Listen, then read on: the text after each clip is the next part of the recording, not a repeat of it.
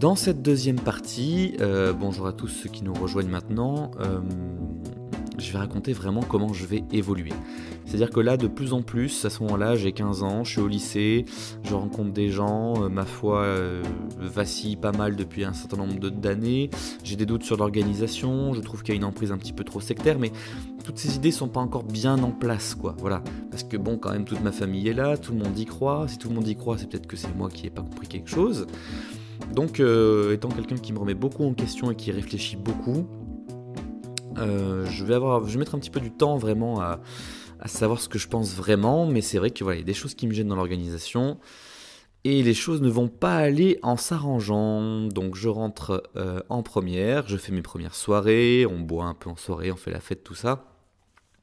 Mais je partage encore des idées géovistes, voilà, j'ai de plus en plus de doutes sur quasiment tout, mais j'en partage encore des idées. Voilà, donc c'est pas si simple que ça. Arrive la terminale, donc je découvre plein de nouvelles matières, dont la philosophie, que je connaissais déjà puisque j'avais déjà lu des ouvrages de philosophie.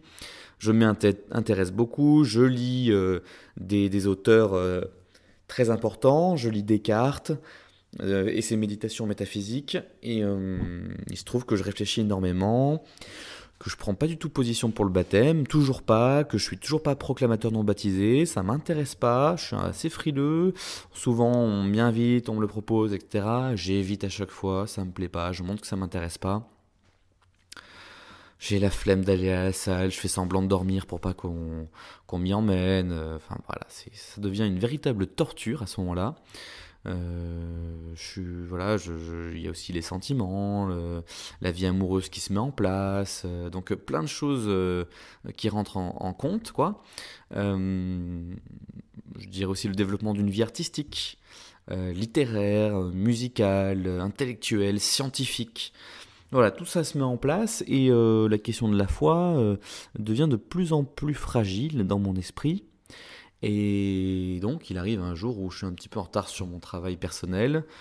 Et bon, voilà, un petit peu par provocation, j'emmène un bouquin de philo à la salle du royaume, les méditations métaphysiques de Descartes. Et là, là, c'est le drame.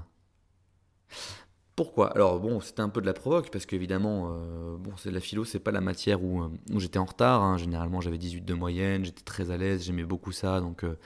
Mais je l'amène parce que ça me plaît, et je me dis, dans tous les cas, ça sera beaucoup plus utile que d'entendre les âneries qu'on entend à la réunion, ça me saoule, ça m'intéresse pas, donc quitte à être bloqué pendant 2 heures à la réunion, autant lire les méditations métaphysiques, réfléchir un petit peu sur la philosophie, découvrir de nouvelles choses, et pourquoi pas provoquer un petit peu les consciences, quoi.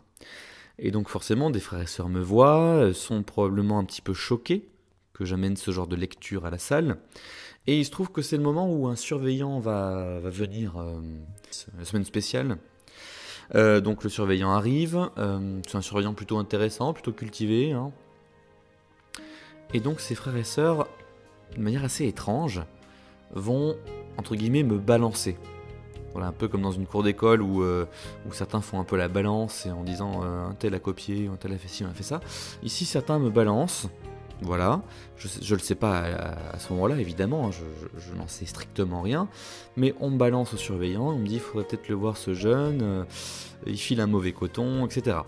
Bon, il se trouve que jusqu'à présent, ce frère, j'avais déjà mangé avec lui, m'avait même fait l'étude, il avait dit bon, il n'y a pas de problème spécifique, voilà, c'est un bon jeune, tout va bien. Je savais pas qu'il y avait un souci particulier avec ça. Et donc les choses se font, c'est un petit peu étrange, voilà, il y a quelqu'un qui a parlé, on ne sait pas qui prend sa responsabilité dans l'histoire, personne ne la prend vraiment, et puis finalement on me dit bah voilà, je suis convoqué avec tes parents à la salle du royaume, dans la petite salle, un samedi matin, faut que tu y ailles, on sait pas trop pourquoi. Déjà, ça annonce rien de bon, c'est quand même un petit peu une méthode plutôt anxiogène, voilà, de dire à quelqu'un que t'es convoqué dans la petite salle, voilà, ça fait un petit peu règlement de compte ou quoi. Sauf que le surveillant à ce moment-là, lui ne sait pas tellement pourquoi il doit me convoquer, on lui a dit qu'il fallait qu'il me convoque, ou autre, bref. Des choses un peu bizarres qui se passent, Personne n'est vraiment au courant de rien, on se retrouve dans la petite salle et tout, avec des anciens, etc. Et là, il me dit, le surveillant, voilà, est-ce qu'il y a des choses qui vont pas Lui-même ne savait pas tellement ce qu'il faisait là. Bon, il a un petit peu suivi les indications d'autres anciens qui lui avaient dit que j'étais en difficulté et du coup que j'avais besoin d'aide. Ça, c'est la version TJ, bien sûr. Hein. Voilà, donc il me demande ça, et puis finalement, voilà, je déballe tout. Je lui dis, voilà, j'ai des gros problèmes avec l'organisation. Pour moi, c'est une secte. Gros froid. Gros blanc. Les anciens qui sont présents, personne ne dit rien. C'est glacial. Le surveillant est un peu choqué, il s'attendait pas à ça. Voilà, je commence à sortir des noms de jeunes que je trouve totalement endoctrinés dans la salle du royaume. Ça commence à partir un petit peu en vrille. Je lui explique pourquoi effectivement moi je croyais pas en Dieu spécifiquement. Bon, j'étais plutôt agnostique. Voilà, je suis pas particulièrement athée, je suis pas antithéiste non plus. Je suis plutôt dans un athéisme agnostique, quoi. Voilà, je vis ma vie sans croyance particulière, je suis pas fermé à cette idée-là non plus. Bon, voilà, je me pose des questions, mais c'est tout. Mais clairement, c'est pas la religion ou la secte des témoins de Jéhovah qui y répondra. Et ça, tout le monde commence plus ou moins à le comprendre. Donc c'est un petit peu la stupeur et la stupéfaction à ce moment-là, quoi. L'ambiance est glaciale, les anciens sont choqués par mes propos. Je reste quand même assez courtois dans ce que je dis. Je suis jeune, hein, j'ai 17 ans, mais je raisonne plutôt pas mal. Je me défends plutôt pas mal non plus. J'ai réfléchi quand même bien aux questions. J'ai des arguments en tête. J'ai vu des sites aussi d'XTJ qui ont proposé des raisonnements là-dessus. Donc voilà, je suis pas non plus naïf. Je connais les techniques rhétoriques, argumentatives. Donc voilà, je pense pas être un jeune naïf à ce moment-là, ou en tout cas pas tant que ça. Moins que d'autres, en tout cas. Et donc voilà, on a une grosse discussion sur l'importance de croire en Dieu, sur le fait que il n'y aura pas d'espérance après la mort si je ne crois pas en Dieu. Donc on convoque quand même un imaginaire plutôt angoissant. Hein. On fait appel à des peurs, je dirais, existentielles. La peur de la mort étant une des peurs les plus terribles que peut sentir l'être humain. Qui peut le tourmenter dans tout son être, dans toutes les dimensions de son être, dans toute sa dimension philosophique, spirituelle, intellectuelle, dans toute sa vie, voilà.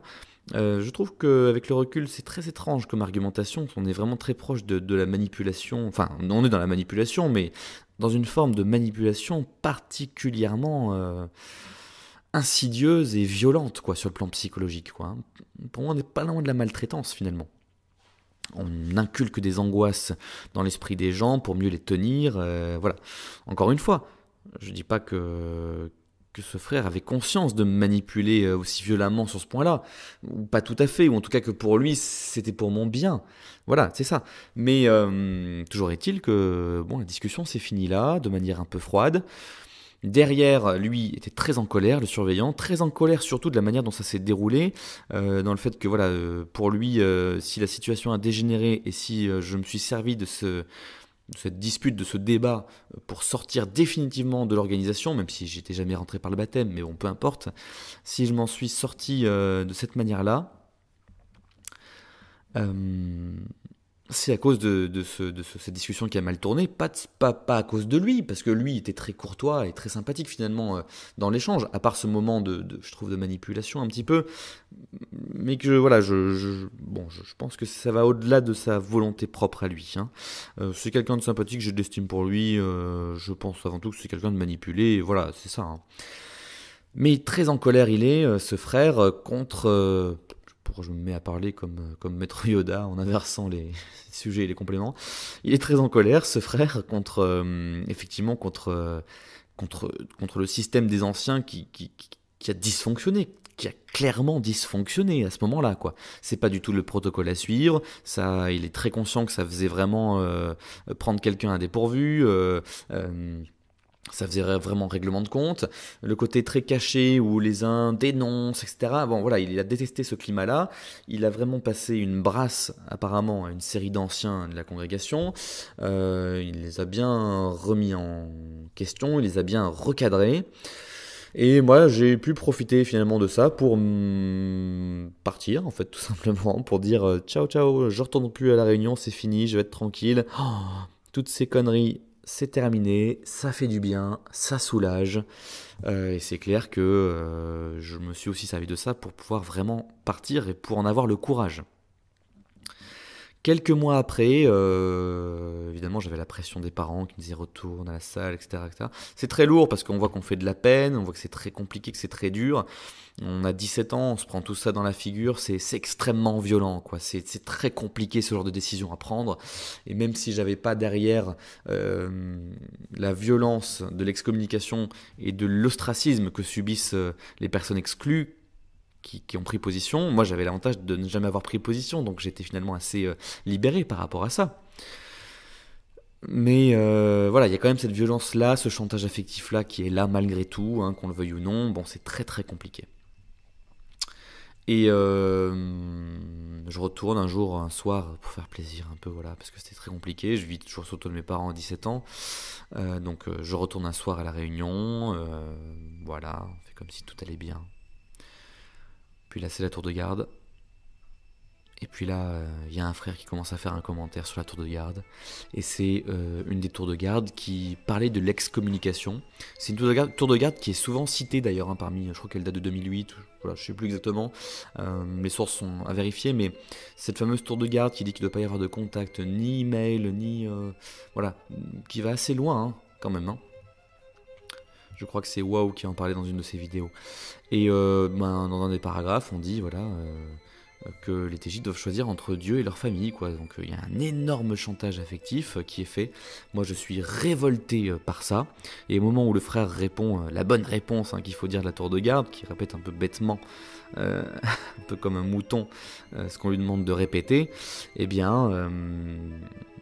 il prononce cette phrase qui était écrite dans la tour de garde. Oui, un chrétien fidèle doit servir Jéhovah plutôt que le monde, et donc du coup il doit couper tout contact avec un membre de sa famille qui n'est plus témoin de Jéhovah pour pouvoir être fidèle envers Dieu.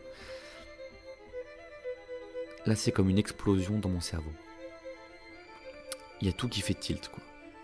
Il y a tout qui se met en alerte. C'est le branle-bas de combat, et ni une ni deux, un centième de seconde au moment où il a terminé sa phrase, je crie et je frappe dans mes mains, j'applaudis de manière ironique et je leur balance bravo. Donc tout fort, hein, je crie tout fort comme ça dans la salle, bravo. Bel exemple d'esprit sectaire. Énorme malaise dans la salle, donc l'assistance qui devait être à 80 personnes environ. Gros blanc, gros silence. Il y a des gens, des frères et sœurs qui ont sursauté, qui ont eu peur, hein, de mon intervention, parce que voilà, je prends pas le micro, je me mets à crier comme ça du fond de la salle. Malaise extrême, tout le monde se retourne vers moi. Celui qui dirige la tour de garde à ce moment-là, il est complètement paniqué. Qu'est-ce qu'il fait? Qu'est-ce qu'il doit faire? Ça s'est jamais produit une situation pareille. Tout leur schéma se met en branle, tout leur schéma est déstabilisé. Qu'est-ce qu'il faut faire? Ils ont peur. Ils ont peur à ce moment-là. Le malaise est palpable, le malaise est électrique. Je pars très vite à la fin de la réunion, bien sûr, parce que tout le monde est tellement mal à l'aise. Voilà, je pars avec mes parents, bien sûr. Et puis, plus tard, je m'expliquerai avec différentes personnes de ma famille. Et je quitterai progressivement la secte de témoins de Jéhovah. Et à partir du moment où je quitte définitivement, parce que c'était aussi l'élément déclencheur qui fait que mes parents après m'ont plus jamais réinvité aux réunions, ils n'ont plus envie d'assister à un cirque pareil, tu m'étonnes. Donc après moi je suis tranquille, je peux vivre ma vie tranquillement, je suis libéré de tout ça, et pendant des années je vis tranquillement, sans problème. Avec grand plaisir, bien sûr, je profite de la vie, je sors, je suis pleinement avec mes amis, je suis pleinement dans mes activités artistiques, littérature, théâtre, musique, je suis pleinement dans les sciences, je suis pleinement dans mes études, je suis pleinement dans mes soirées, dans les vacances, dans la découverte de la vie, dans l'apprentissage de plein de choses, quoi, finalement, la vie, tout simplement. La vie amoureuse, la vie affective, voilà, plein de choses, quoi. Et donc, toutes les angoisses disparaissent. Tout mon mal-être disparaît. Et là, je commence une véritable ascension de ce que vont être les plus belles années de ma vie. Les plus belles années de ma vie sont à ce moment-là. J'ai toute la vie devant moi, j'ai fait ce que j'avais à faire, j'ai eu le courage de mes convictions, en tout cas voilà, on m'y a peut-être aidé aussi, voilà, on m'y a poussé aussi. J'ai eu enfin le courage d'exprimer ce que je pensais depuis toujours. Je suis enfin au clair avec moi-même, je suis d'accord avec ce que je fais, je suis, je suis en accord avec mes valeurs profondes, je me sens parfaitement bien et je vais continuer d'escalader cet ascenseur émotionnel, enfin voilà, cette montée vers le bonheur pendant plusieurs années. Plusieurs années après, des événements vont faire que je vais avoir besoin de me replonger dans tout ça, de faire ces vidéos, etc. Mais c'est une manière pour moi en fait de me débarrasser des derniers sédiments, je dirais, des dernières traces d'endoctrinement qui ont été dans ma chair et dans mon esprit entre mes 0 et mes 17 ans. Voilà. Donc c'est quelque chose de lourd, de profond, dont il faut se débarrasser, et je trouve que la parole, les recherches, la discussion et la création de cette chaîne et de ces podcasts radiophoniques contribuent vraiment à me libérer totalement des dernières traces d'endoctrinement, et je sens qu'après je serai totalement libéré, j'aurai accompli quelque chose totalement, dans sa plénitude. Voilà, peut-être que je ferai une troisième vidéo pour expliquer 2-3 autres éléments un peu plus en détail, mais globalement ça a été un parcours...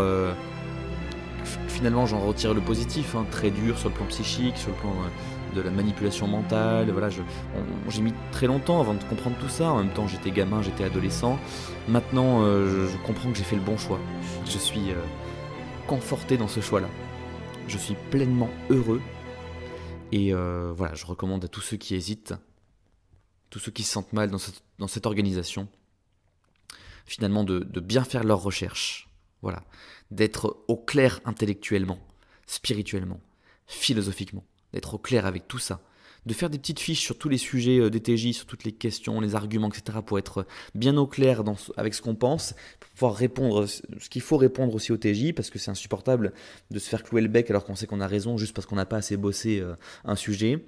Donc voilà, vous verrez que les TJ vous lâcheront la grappe quand ils verront que vous en savez plus que vous, et que vos connaissances remettent en cause leur propre foi. Là, généralement, du coup, ça fait paniquer les TJ et ils finissent par vous respecter et vous laisser tranquille. Et en même temps, vous semez quelques graines dans leurs esprits. Donc voilà, j'ai constaté que ça fonctionnait. Autour de moi, bien sûr, mes choix ont eu un impact très très fort auprès de plusieurs personnes. Mais ça, j'en parlerai peut-être dans un prochain podcast. Voilà, je vous souhaite à tous une bonne journée et à prochainement, j'espère, pour une future vidéo et un futur podcast.